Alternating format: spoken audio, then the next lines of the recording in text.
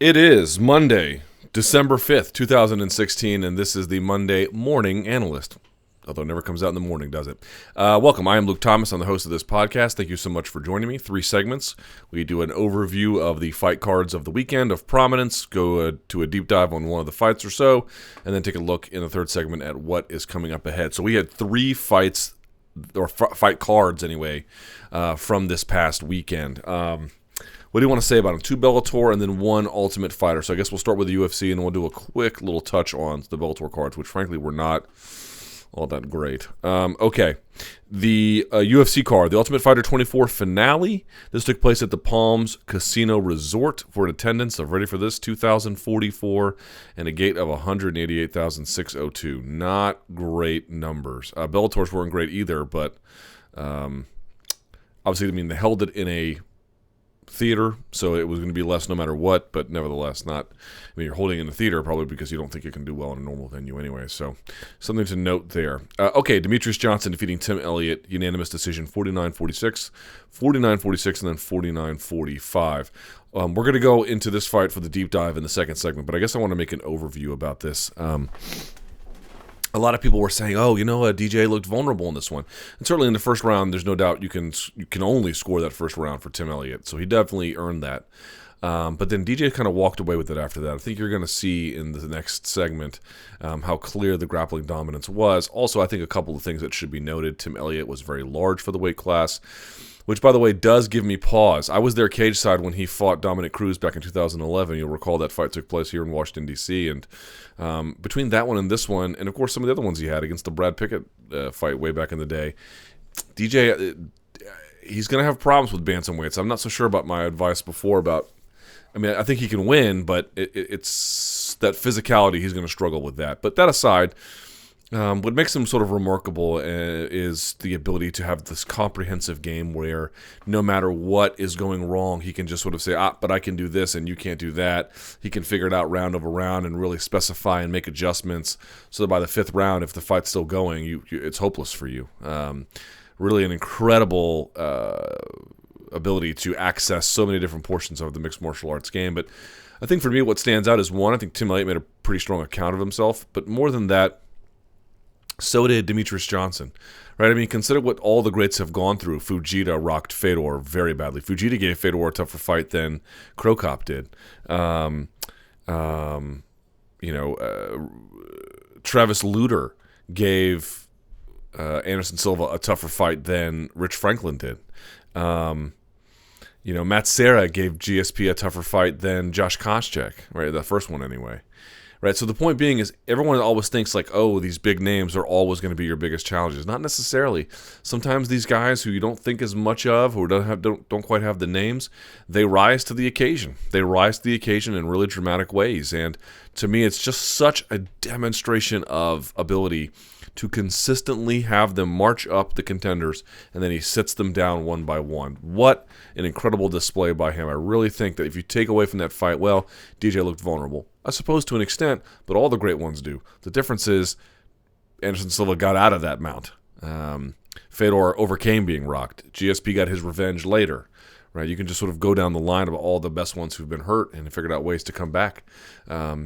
He's not a front runner, man. He can beat you up at front, or he can beat you on the backside, or he can beat you in the clinch, or he can beat you striking, or whatever the case may be. He's got it all, and I think the best way to look at this is that he's able to have that he can make these kinds of adjustments, that he can do it round over round. He reminds me very much of Mayweather. If you don't sting Mayweather early, you're hopeless in the later rounds, and it's very much the same for Demetrious Johnson. Joseph Benavidez defeating Henry Cejudo, split decision, 27-29, 30-26, and then 29-27. I don't know about that scoring. I can understand a score for Benavidez. I had it a draw because I thought Cejudo won the first 2 rounds, but then he lost a point in the first. There's also a note to be made about losing that point. Everyone's like, well, he hit him twice in the groin. It's not merely the number of times a foul is committed, although obviously if it happens a huge number of times, then something has to be done. But if you're in that 2, even sometimes 3 foul category in a round or a fight, what you have to ask yourself is how impactful they were. How hard did it land? What kind of effect did it really have? And that can be hard to judge, but if you have a pretty clear reason to think that it wasn't that big a deal or it was accidental and it didn't have a huge effect, you don't necessarily have to take a point. So I'm not mad that he took a point, but I don't think it wasn't all that required. And I did think Benavidez won the third round, and I think I didn't agree, but I think you could award him the second round if you really wanted to. It's a defensible position. So I'm not mad that he won, but the 30-26 scorecard was just trash. As for the fight itself, I thought Cejudo looked a lot better. I thought he was killing him with those body kicks, marching him down, backing him up. Cejudo, I thought, was the one who, he was able to work behind the jab. Those alpha male guys don't really work behind the jab. They kind of work where they'll do a feint and then charge in, or they'll fake one hand then charge in. It's a lot of blitzing off of fakes, and he had some success with that as the fight went on. I think Cejudo got a little tired, but early on, he was getting a little bit mushed as he was getting backed up, and those kinds of things weren't working. I also think it's sort of important to note this might be the weight class, flyweight, where more guys greet someone with a blitz. With their own raised knee to the body or to the head even sometimes. They're really quite adept at it, which is a little fun little thing that they do. But a much improved performance for Henry Cejudo, really sitting down on his strikes, backing him up, throwing good combinations, working in a much more technical way. It just wasn't enough, especially with that point deduction in the first. Jorge Masvidal just running over Jake Ellenberger, TKO being declared at 4:05 of the first. I went back and watched this fight. Just the body work from Cejudo, the body work from Masvidal was really masterful here. As well, ultimately dropped Jake Ellenberger, even though he was getting touched up on the feet. Sorry, in the face. But he was backing Jake Ellenberger up. If he was hitting, he was never. He was able to like roll with it a little bit, so there was some of that going on. But the body work was really just tremendous. He can unload on you on finishing combinations in a variety of different dimensions, and he's not at all a headhunter. He can really do so much. The foot getting stuck in the cage, I'm not too mad at Herb Dean about it. I kind of thought about this one and was like, no one else knew the rule. I mean, maybe the rule is the same as it would be if like your mouthpiece came out. You just call time, fix it, and go start again. If that's the case, great. But it's not like this was a thing that happens all the time. And maybe Ellenberger can appeal to the Nevada Athletic Commission and get it overturned or something. But it was pretty clear who won that one. Jared Cannonier defeating Ion Cutelaba, unanimous decision 29-28 across the board. Bit of a tough first round for him, but then coming back strong in the second and third.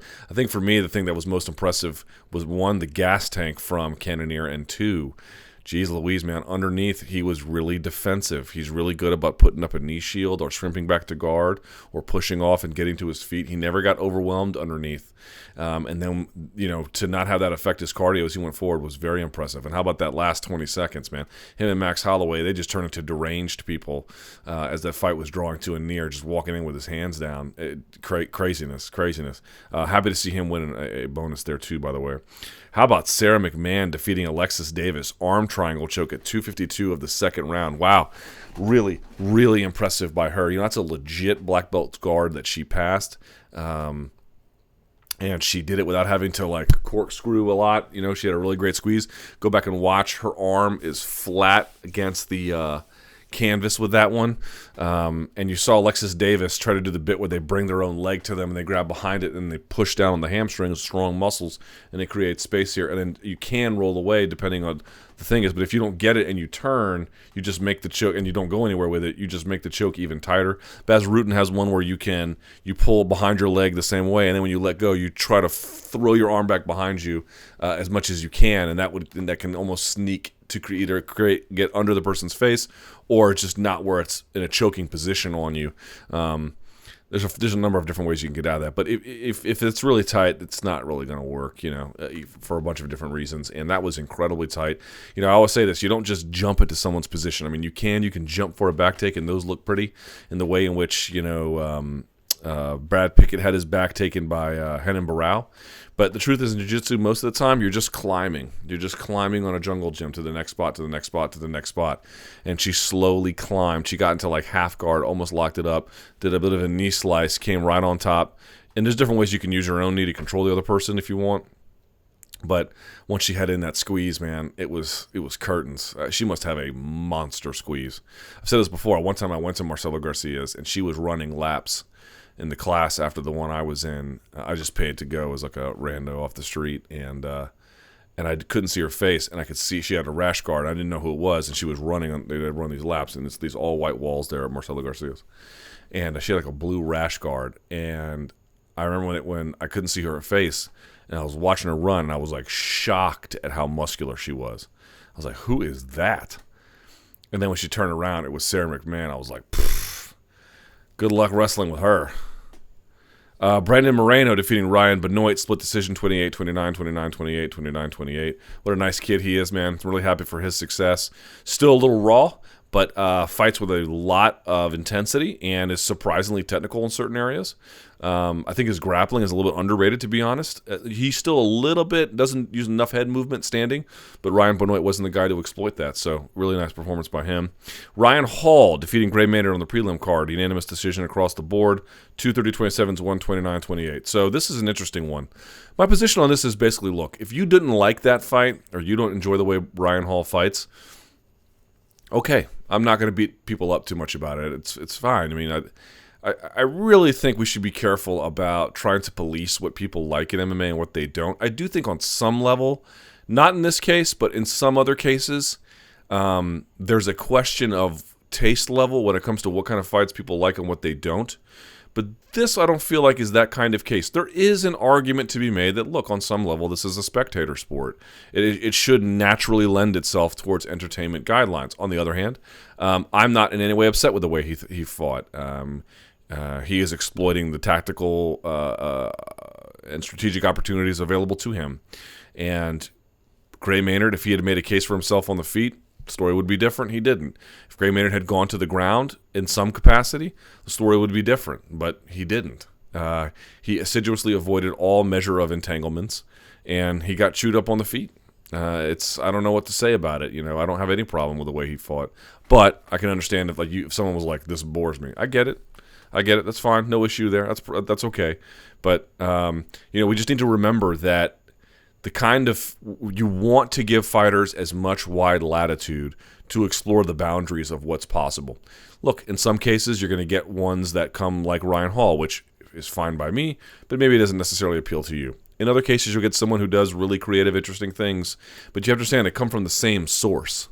So to be like, I hate the way Ryan Hall fights. No problem. That's okay. I understand. But I would rather live in a world where there's only one or two guys that are doing the kinds of things that Ryan Hall is doing in terms of like dropping for leg entanglements like that. It's like this is something that's affecting the roster generally. So it's not this big deal. And two, I would rather have a couple guys in the UFC who do that kind of thing if what it means is that they are the beneficiary of the same kind of wide latitude that we let fighters use in exploring who they are and how they want to fight. How about Rob Font defeating Matt Schnell? Oof. Golly, man. Chewing him to pieces. Whoa. Rob Font did not look good against John Lineker, but so what, man? Lots of guys don't look good against John Lineker. Rob Font is long, lanky. He has a great jab. Really solid Muay Thai. I mentioned this on my recap on my personal YouTube channel after the fact. You go back and you watch the moment that final knee turns the head sideways of Matt Schnell and the toes of Rob Font are pointed straight down. He's just super technical, man. Really, really great fighter. Really excited about what he can do. And, I don't know how far he can go, but I'm very excited to watch him compete. Dong Hyun Kim defeating Brendan O'Reilly, unanimous decision. Some decent grappling here from the South Korean. That was 29-28 across the board. How about Jamie Moyle? Jamie Moyle got that Freddie Serrano strumph. Golly, man. She is strong as an ox, boy. She wins over Kaylin Curran, 30-27 across the board. Essentially just out-grappled her. Kaylin Curran makes a lot of really questionable choices. I don't know that her fight IQ is particularly high, but nevertheless, she is tough. She does have some skills, and she gave Jimmy Moyer some trouble, and Jimmy Moyer also found trouble just with the bleeding that she had to overcome as well. But she got touched up in her left eye, if I'm not mistaken. But in any event, just showing superior grappling, superior wrestling. And I mentioned this before, on passing, right? Get that Toriando pass. You grip someone's pants, you fake left, they kind of roll, then you quickly fake right, and maybe you can open the pass, but maybe they try to defend there. You go back to the left. So much of guard passing is going side to side to create an opening. And you may have to do it a few times on each side to really get it. It's the same thing with takedowns sometimes. It's not just you have to hit an angle. When she was going for those body lock trips, watch her go this way, then this way, then this way, then this way. I think she went all the way, She went one direction, the other, one direction, the other, and then finally got a takedown on the last of the fourth of the turns. Essentially, she made. Jamie Moyle just really understanding what it takes to get someone to the floor and committing to it. Anthony Smith defeating Elvis Mutapcic. TKO elbows, vicious elbow over the top, and really Anthony Smith had a bit of a tough time. I thought Mutapcic did a great job, riding top position, but Anthony Smith really understanding he had to fight a different way. Great timing on the half beat with the right hand of Anthony Smith, and then just great awareness in the clinch to see an opening, boom, and take it. Really, I like it when guys punch at wide range, uppercut in close, and then go to elbows like they're almost short punches in tight. Carlos Condit a la Thiago Alves. Then Devin Clark taking on Josh Stansbury, unanimous decision, 237s, 129-28. Devin Clark basically just being the better guy there. Josh Stansbury, I think, was a good test for Devin Clark at this stage in his career, but he's got a bit of a ways to go. Let's see. Bonuses went to Fight of the Night, Jared Cannonier, Ion Cutelaba. Love that. And then Sarah McMahon and Anthony Smith won the other Performance of the Night bonuses. So good for all of those fighters. My fighter of the card, of course, is going to be Demetrious Johnson. Okay, real quickly, Bellator 166. This took place at the WinStar World Casino for an attendance of 1,350 and a total gate of about $117,000. Not a whole lot to say about this one. Eduardo Dantas defeating Joe Warren. One judge had it a draw, which is borderline insanity. But basically what happens if you didn't see it, and you can watch all these on Bellator.spike.com, he just basically worked behind the jab, much better takedown defense, really giving Joe Warren distance problems the whole way throughout. Warren was able to overcome it a little bit towards the end, but if you watch the first fight, Dantas got completely out-wrestled and was kind of hand-fighting, always a little bit too late, and this time he didn't even get close, didn't really allow it. AJ McKee defeating Ray Wood, 29-27, 30-25, 30-27. Marcos Galvan defeating LC Davis, split decision, 28-29, 29-28, 29-28. And Chris Honeycutt in a weird 195-pound catchweight fight against Ben Ryder, 30-26, and then 2-30-25. Just kind of beat up on him the whole way through. That's about it for that one. Then the next night, same place, WinStar World Casino. They had attendance for Bellator 167 of 1,274 for a gate of 109,000. Darian Caldwell getting revenge on Joe Timenglow, 30-27 across the board. This is basically what you imagine it to be. He gets the takedown. He'd have a head outside single or double or high crotch. And then if Timenglow sat for the guillotine, he'd jump to the opposite side and then just control the guy throughout. John Teixeira defeating Justin Lawrence, by the way, 29-28, 230-27s. Close fight. Justin Lawrence rocking a Danny Cooksey mullet that can only be described as outrageous. John Teixeira was piecing him up at the end there, like 3, 4, 5 punch combinations, but it was a little bit, it was sort of slow going in the beginning. Ilima Lay McFarland defeating the person I thought was going to do really well, Emily Ducati, 30-27, then 229-28. So I think the first round should definitely go to Emily Ducati. It's 29-28, but she did lose the second two. She was like a plus 245 underdog in this one. McFarland deserved to win, but Ducati gave her everything she could handle early, dropped her with a first punch of the fight, stuck her with an uppercut. She went right to her knees. So she clearly has some ability. She just, when she was getting up against the fence, she would just go down. It wasn't like she would get her body sideways. She wasn't really digging in whizzers or underhooks. She was just a little bit too relaxed in those positions, and she paid for it because once she got underneath, a lot of times she was able to reverse, but 1, 2, 3 minutes would go by sometimes. So it just wasn't enough from her. But she gave McFarland a tough fight, and I still believe Ducati has a very bright future in this weight class. And then Chidi Njokuani just absolutely crushing Andre Fiallo in 21 seconds into the first. By the way, on the prelim card, and Fernando Gonzalez got a 15-second KO. But not the other, a different Fernando Gonzalez over Chris Hicks. But the one to pay attention to, Jared Trice, the 3-time All-American, Jared Trice, defeating Tommy Britton. Tommy Britton was throwing punches that looked like hammer fists, but they weren't hammer fists.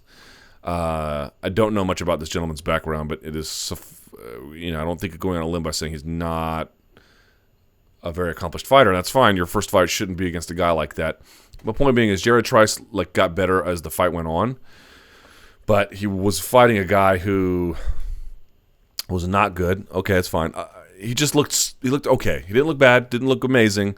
He just looked okay. And for your first fight, sometimes you look bad, sometimes you look amazing, sometimes you look right in the middle. It may not mean anything necessarily. I just don't want to give him a grade that's super inflating just because of his background. Probably has some work to do to iron some things out, so we'll see how that goes from there. But he did get the win, and that's the most important thing, I suppose. Okay, with that out of the way, let's do this. Let's take a look at the Demetrious Johnson, Tim Elliott fight in a little bit more detail. Appreciate some of the things that Demetrious Johnson did to win, and then we'll take a look at what's coming up in the week ahead. Okay, here we are.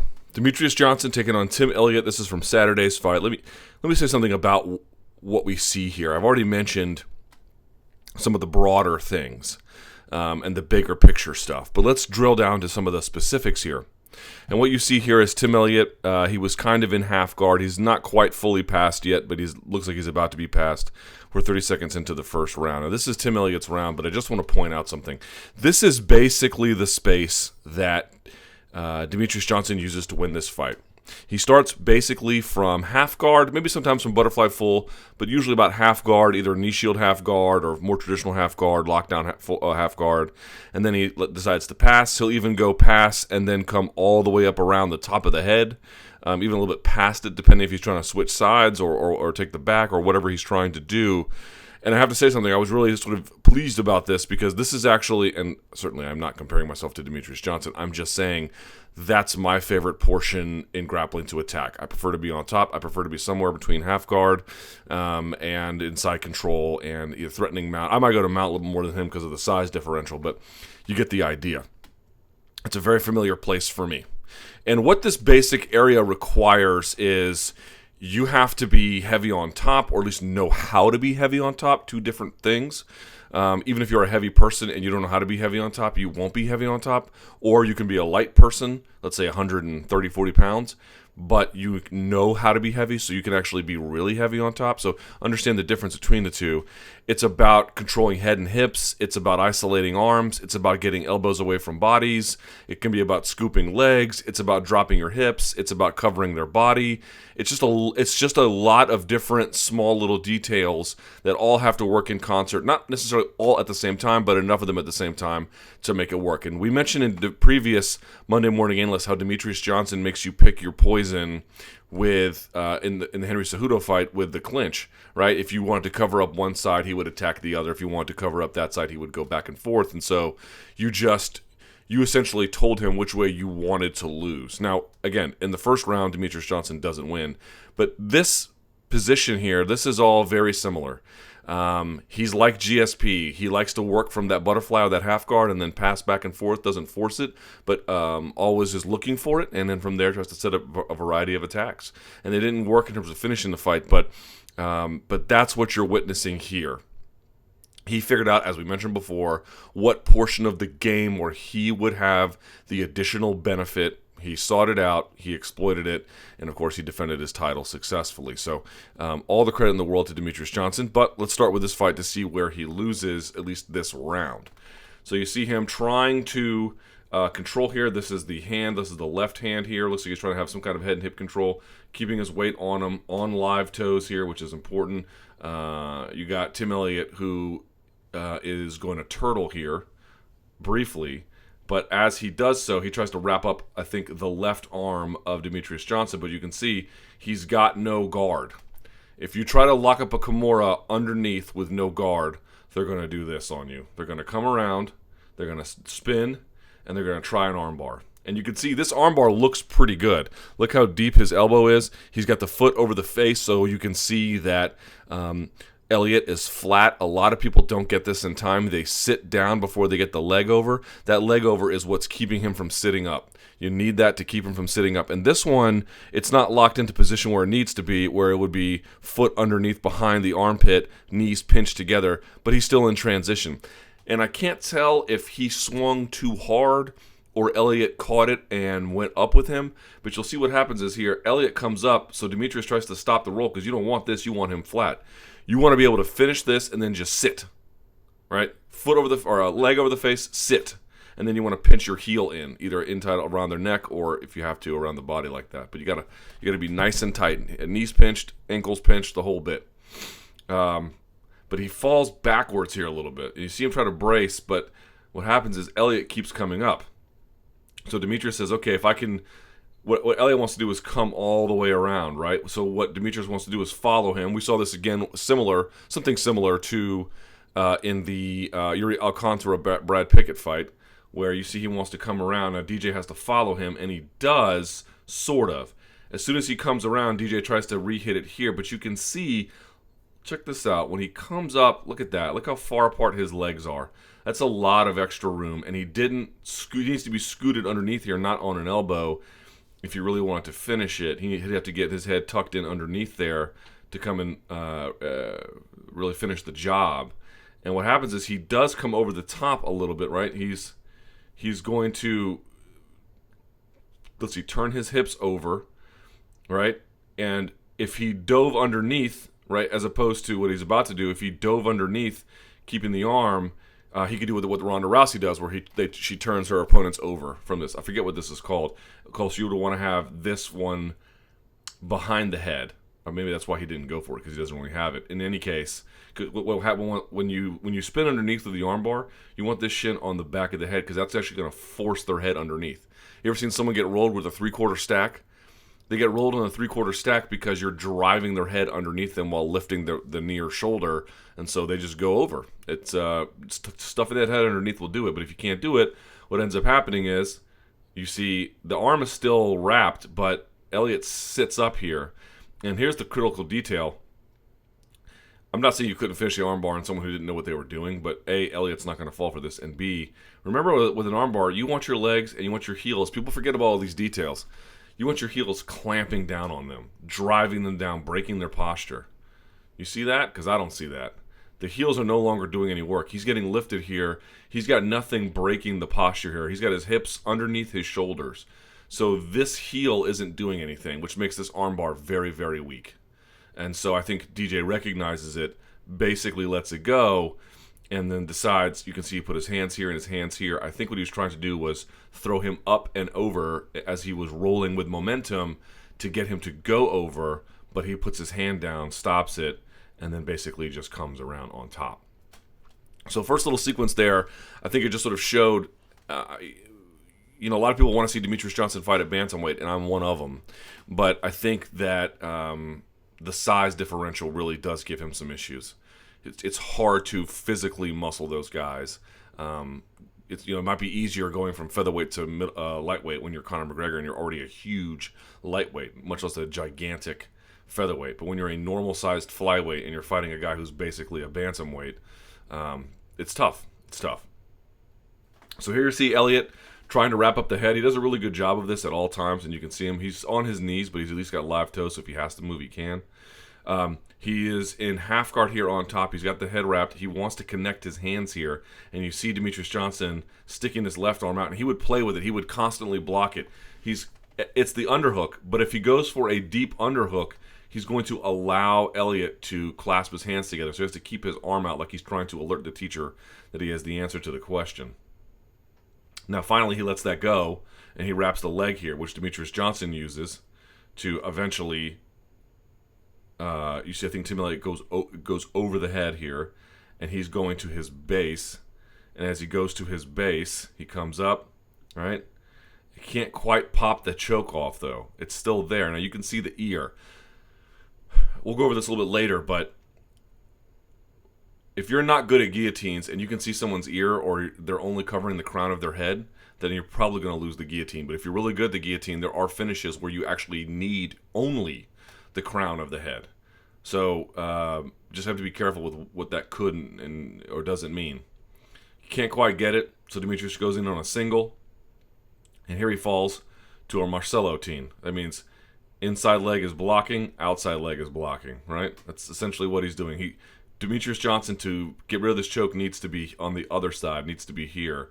This is preventing him from doing that, right? Because he's on that side. Plus, note Elliott is on his left hip, which is exactly the correct thing you want to do as well. This is a nice Marcellotine that he has here. Very, very good. Very tight. And there's another shot of it. Okay, so you can see this is a nice Marcellotine.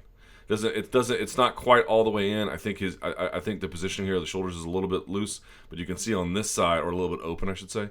But you can see on this side, man, he's got him dead to right. So I think what Demetrious Johnson wants to do is he wants to beat and move into the choke, so then he can move up and over and around the choke.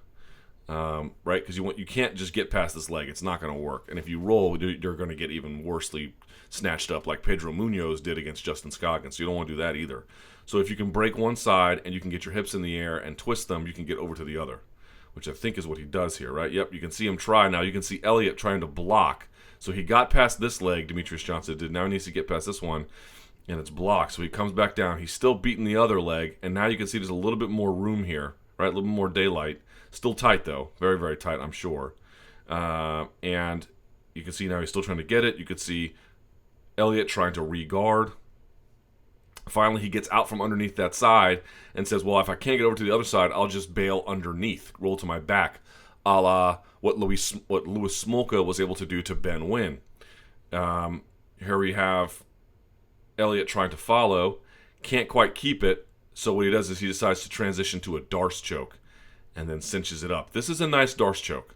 There's a couple of things you could say he could have done to make it really better. Some people say you could, hook the leg, twist your hips in to keep him nice and scrunched.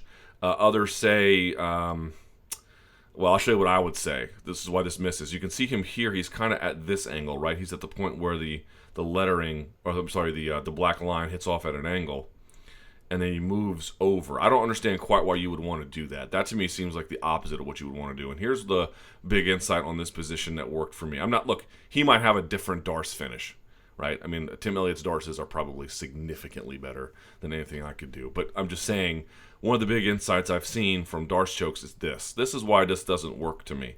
He's got it nicely wrapped underneath. That elbow's pretty deep. Could be a little bit deeper, but it's not super shallow. But one, you can see he's got a hand up here. Two, he's nicely behind the tricep here, but look at how the elbow and the back of the tricep are exposed. You can see them. I can see his elbow here. If you're putting body weight on the outside of it, you're not getting a lot of optimum push out of it. I got taught this, I don't know, maybe 2 years ago, something like that, where if all the rest of the pieces have to be there. You have to be doing these things correctly. But if you can get your body weight on top of the elbow, you can finish this a lot easier. But if you move away from that, you're taking away the body weight that's needed to finish that off. Again, I'm not saying that Tim Elliott doesn't know what he's doing. He might have a different finish for this one, and maybe it's what he was feeling. I'm just saying I learned that recently, semi-recently anyway, and made a big difference. And you can see, look, that elbow is totally exposed. Look at his body weight. The body weight is kind of on the back of the shoulder. I'm not sure it's enough. You want that to be crushing down, but whatever the case. And you can see Demetrius now almost flat on his back. Finally, Elliott lets it go, tries to put a knee inside. Demetrious Johnson blocks him, gets to his base, sits up. Finally, you see the left hand here. Elliott knows he doesn't have it, lets it go, and he's able to stand. Now we are in round 2. Okay, so this is where that was a nice round for Tim Elliott. And he also took him down later in the round. I'm not going to show you everything. But this is round 2. So round 2, Elliott is backing Demetrious Johnson into the fence. I've noticed this. Demetrious Johnson is really good about getting backed up into the fence and then switching position where he's now pressing you into the fence and he's launching on offense. Also, always note that when Demetrious Johnson gets taken down and he reverses position, he is much more likely to not merely reverse position to get on top, but to then go for a takedown, right? What you see a lot of Tim Elliott is, I escaped, I got to my feet. Demetrious Johnson is, I escaped, I got to my feet, and now I'm all over you. There's a bit of a difference there. So he drops underneath the punch, comes out, pops his head out underneath. His head was here before. You saw it right here. Look at that head. He circles out, all right? Pops his head out, and then decides to dive in on a takedown. And look how fast this happens. 354, he's ducking, turning, popping out, and then in on him. 2 seconds later, he's in on him. I mean, it's crazy how fast it happens, right? He comes down. Why? He's on the opposite side of the guillotine. Already got that knee inside. There's basically no guillotine here, but you get the idea. Eventually, he comes here. You can see, again, it's not that there's no guillotines on the crown of the head. It's just, I don't know if Elliott's one of those guys who has a lot of those. Who's good at those? Like Jeff Glover's good at those, right? Now what does he do? Go back and look here. This foot comes to the side. Now he's in side control. Now this guillotine is basically totally dead, and you can see he knows it. He's going to keep it just to figure out what he wants to do, but he knows it. Demetrious Johnson lays him flat. From here, watch the maestro go to work. It's not that Tim Elliott doesn't have good defense. In fact, he does, but you guys all know the levels. It's survival, defense, attack. This is a lot of defense to me. Some attack, but mostly defense.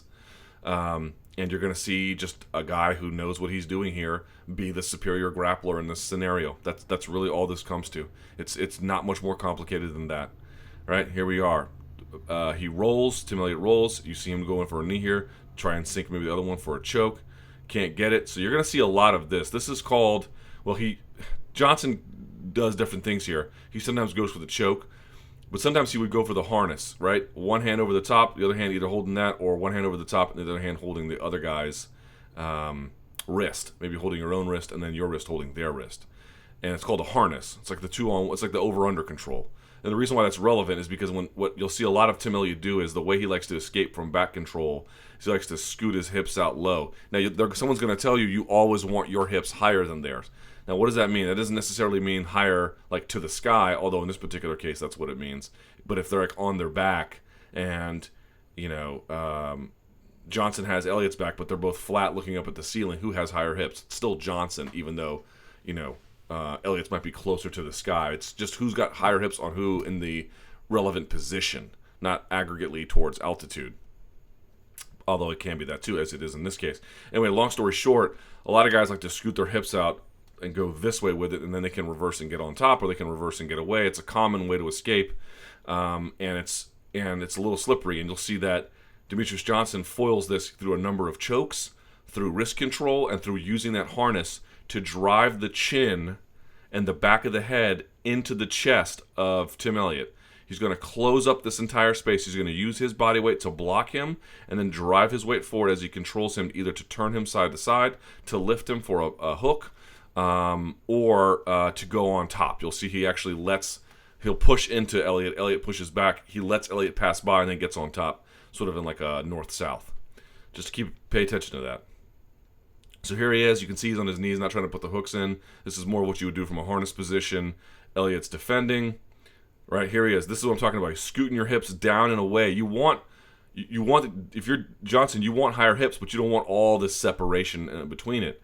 And Johnson knows it, but you can see he's always got a wrist. He's got a throat here. It's a nice little throat grab, but he can't quite get it. He tries to follow with a choke.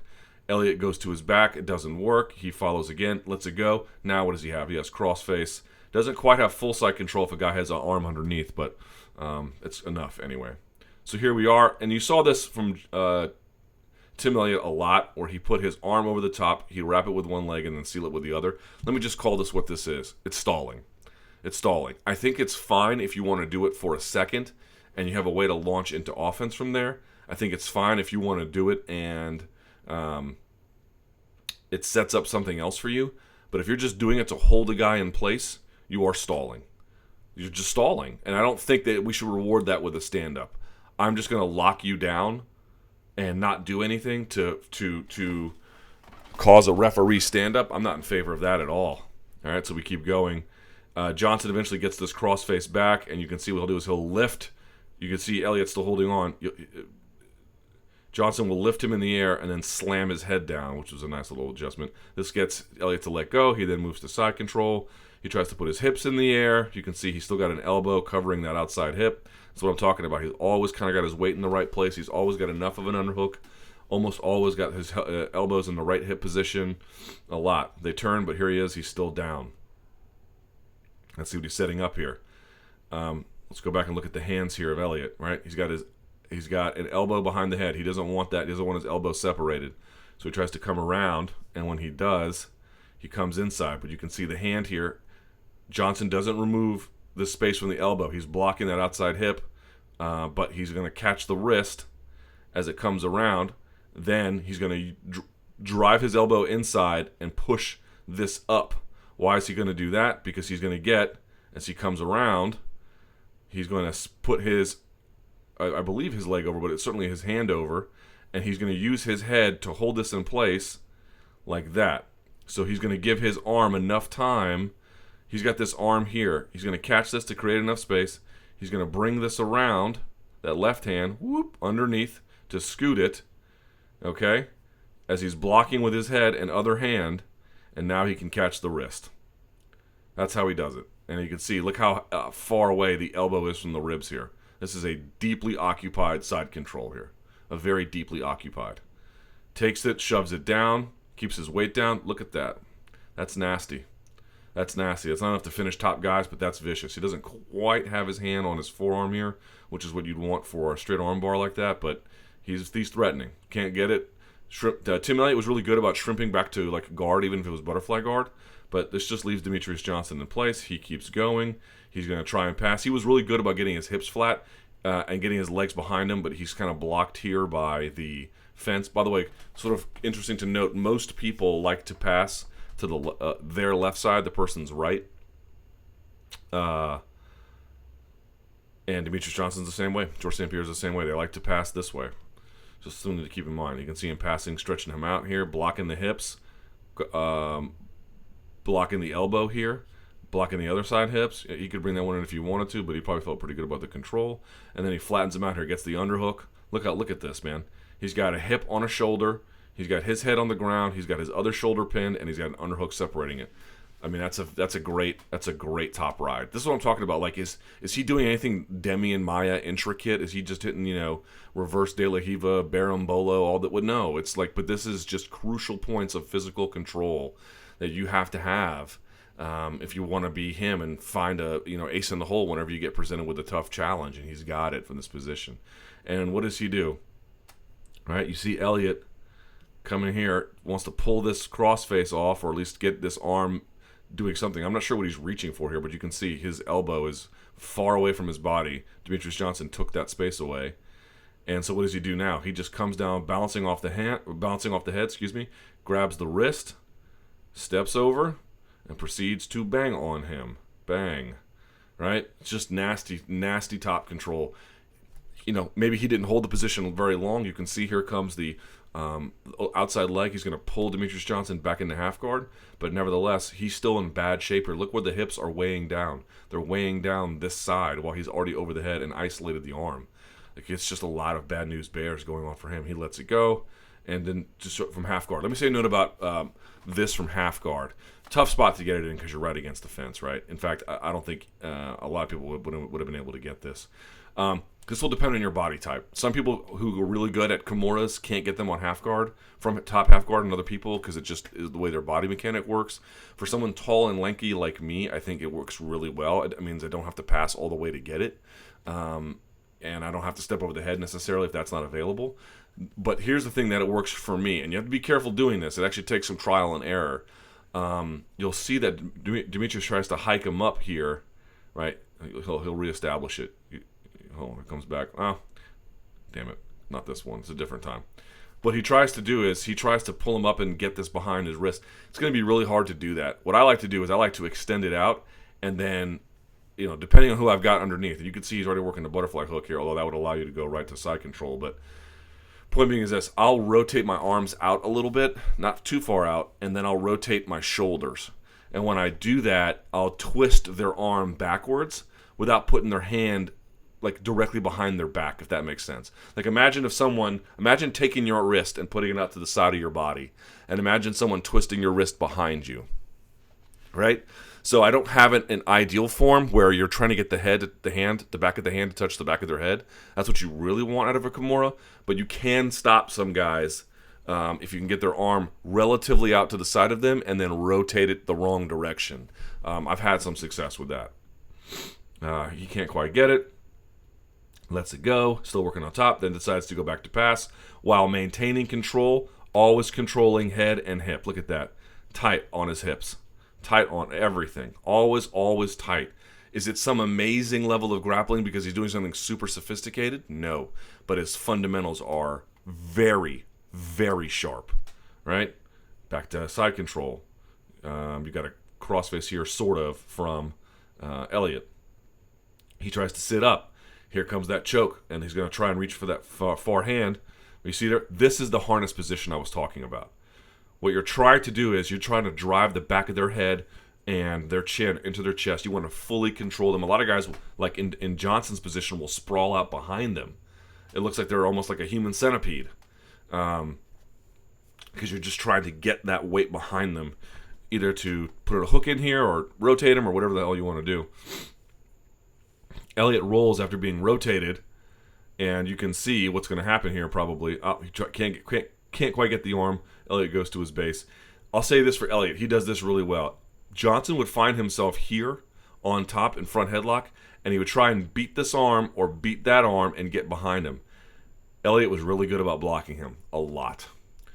Sometimes he would block both legs. This one he only blocks one, which is not going to be enough. You can get rolled doing this, which you'll see later. But credit to Elliott for always doing that. And you can see he kind of gets past him here, but not really. He rolls into him. Right, here comes Johnson. He's going to just essentially do a step over pass, right? And then, okay, here I think we're now in round 3, if I'm not mistaken. Elliott shoots in, and Johnson tries to get behind him, only gets one leg in, but is going to roll forward. Why? Well, it's going to give him that, and you're going to say, well, that doesn't look all that awesome necessarily, except he's going to drive his foot down. Now, Herb Dean's in the way, but you can see the hand here of Elliott. It gets driven down and looks like that. See that? That's not good for you. Right, that's not good for you. So, good job here from Demetrious Johnson, although he would probably want to have the choking arm on the other side if he had his druthers. It depends, actually. But, okay. You can get a nice long look at it. All right, so there he is again. You can see controlling the inside wrist, going for the throat. That's what you want, opposite sides right there. He's on his knees. If you wanted to, he could throw in a hook, or he could take him back down again. Again, this is from that. This is his modified harness. He uses a choke here, but a lot of guys will use the harness position, right? Takes him down. Tim Elliott's a monster. Choke's no good. But here's DJ right back on top again. Now he gets up. Here comes a takedown from old Elliott. All right, gets him down. This is some kind of modified guillotine that Johnson uses. Switches sides on it. Rolls through. Comes up. Tries to switch his base out. Can't quite do it. But then it gets a bit of a leg entanglement here. You can see almost like a scissor sweep. Well, that would have to be on the outside. But he's got a nice, knee shield to create space. He eventually sits up. Rolls back down. Then uses said inside hook underneath, anyway, to punch him over, sit up. This is where he takes a bunch of headshots. Sits up. Remember when I told you whenever Demetrious Johnson reverses position, he always turns it into a takedown? Here he is hooking the leg. You can actually do a double leg like this. He's using it as a whip to post around and stand, right? So he'll use this as a way to cut an angle and stand up, almost like a reverse double leg, if I can explain it that way. And then he gets his takedown. Here he is, right on top again. Boom, maestro, right back to where he was, hand underneath. Here he is, passing to the opposite side this time. But you can see the regarding of Elliott, but it's just not enough. Here he comes again. Elliott now throwing up a triangle with a wrist control here, but that wrist control is a little bit too far out, right? You need it sort of center of the body. You know what I mean? So the arm is not blocking.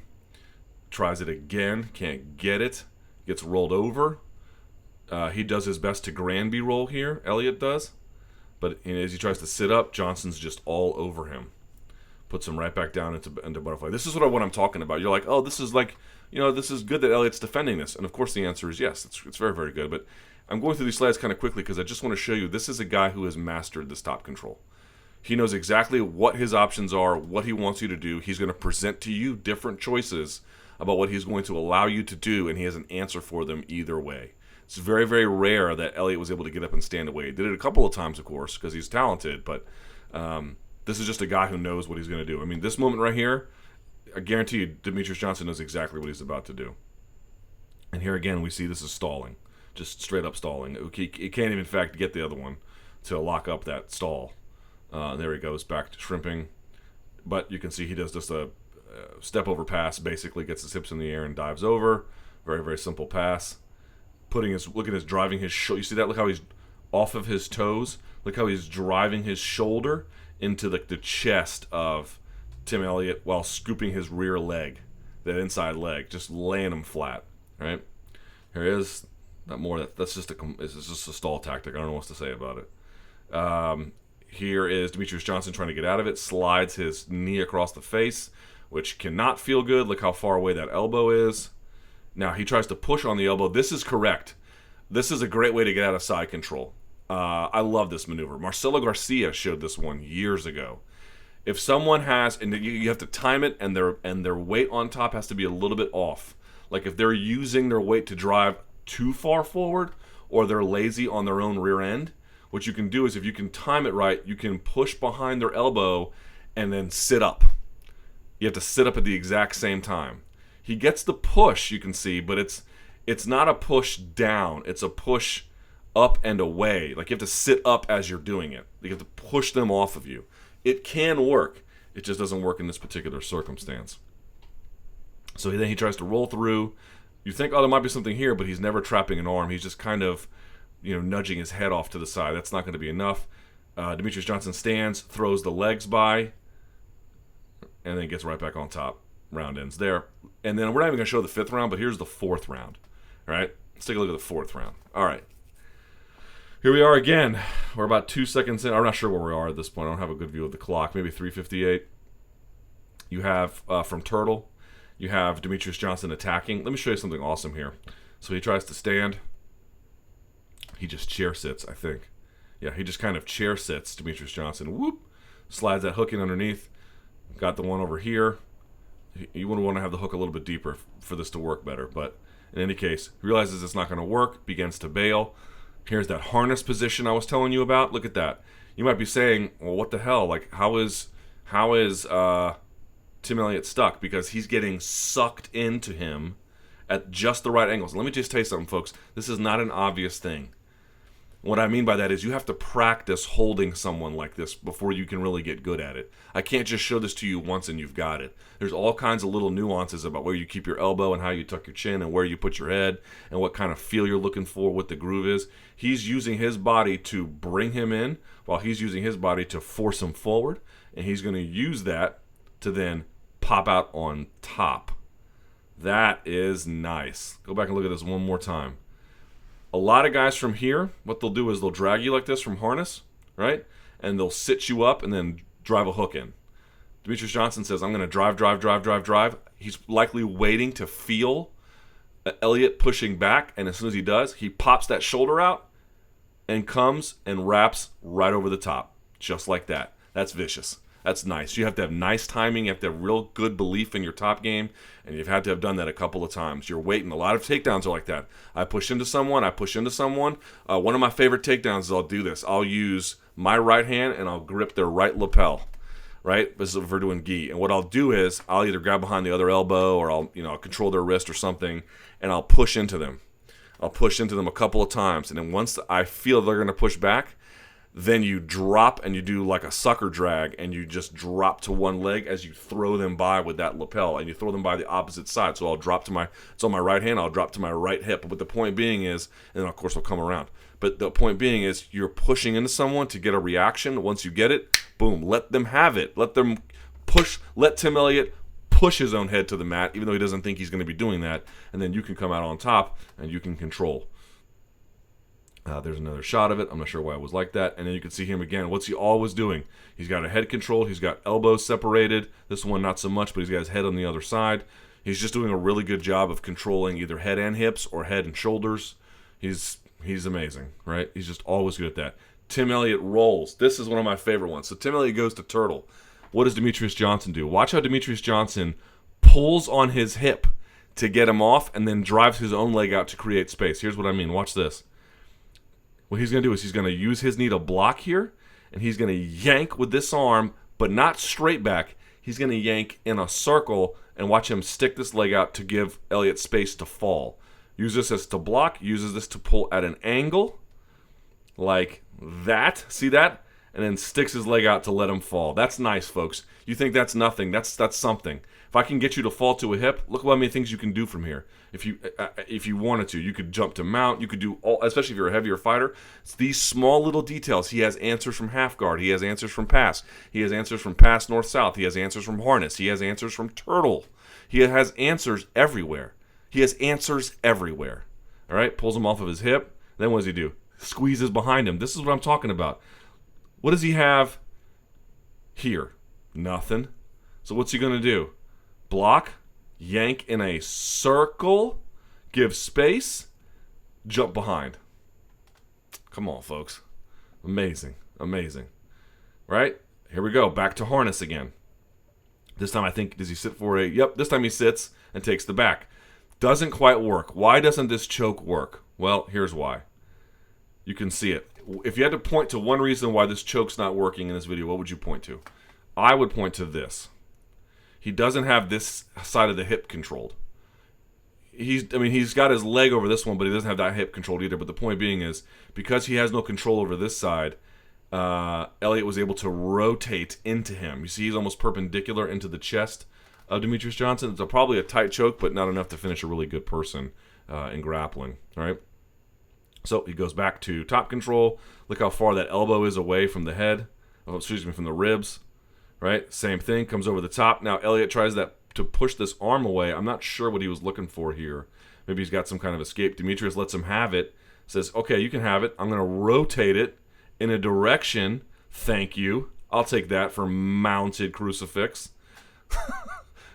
You know what I mean? Like, whatever answers you think you've got, he has another one for them. He's got answers for everything. It's ridiculous. He's like the Stump the Schwab of MMA. You guys remember Stump the Schwab? It was like this nerd but had answers for everything in sports trivia.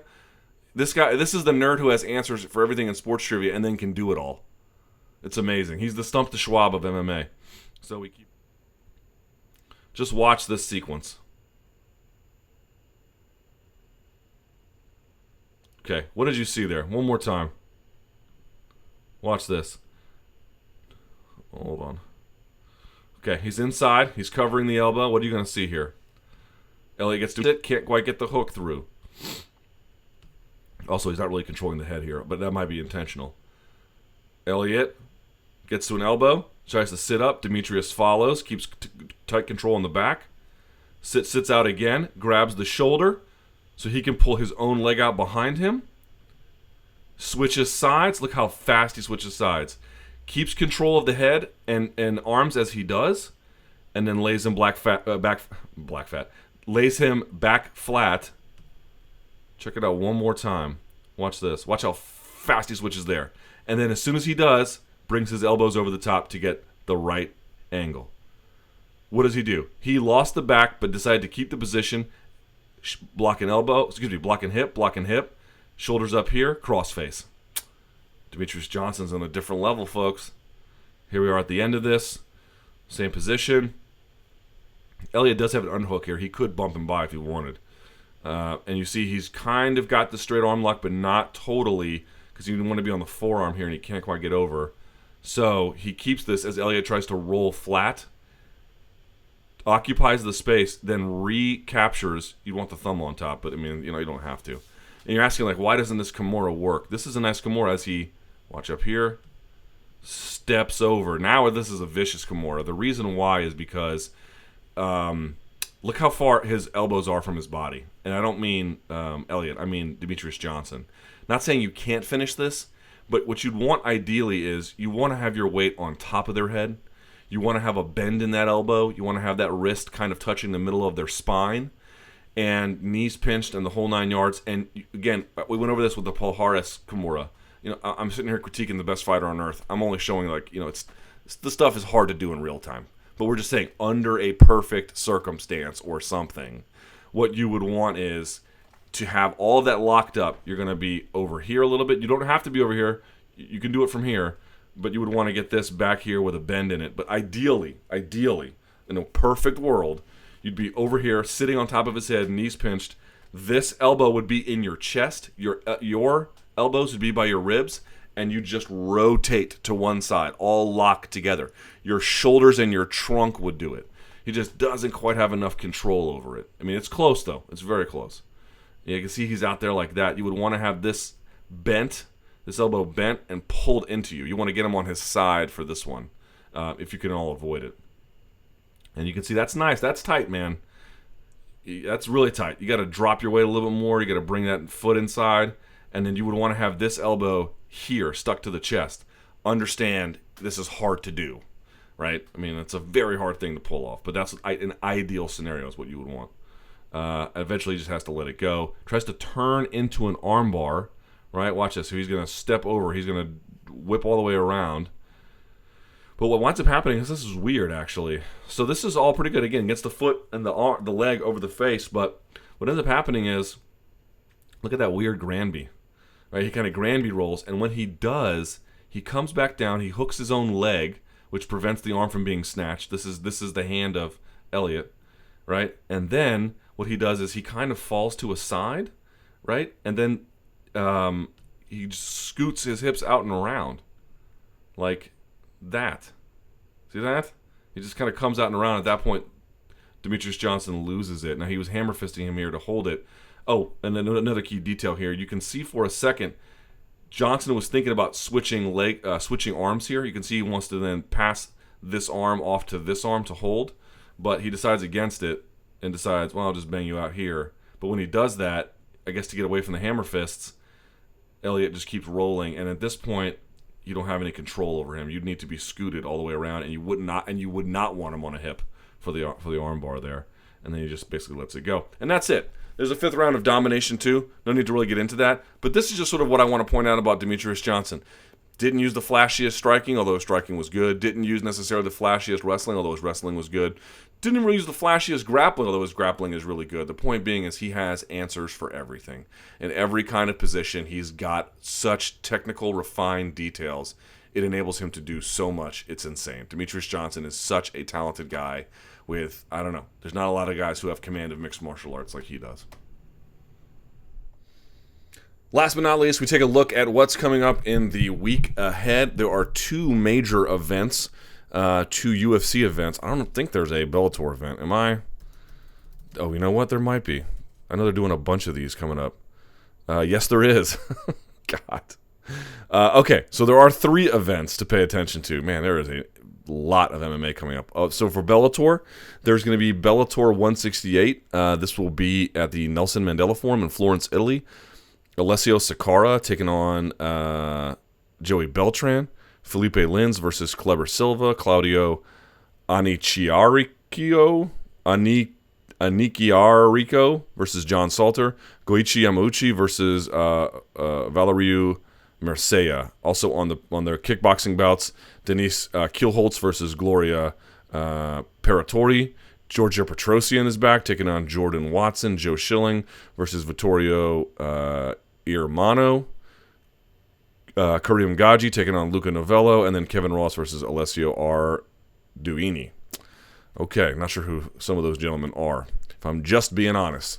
Now, there's also on Friday night, December 9th, UFC Fight Night 102, I believe. This will be in Albany, New York. This is going to be on this card, Juliana Lima versus J.J. Aldrich. Keith Barish versus Ryan Janes, however you probably pronounce it.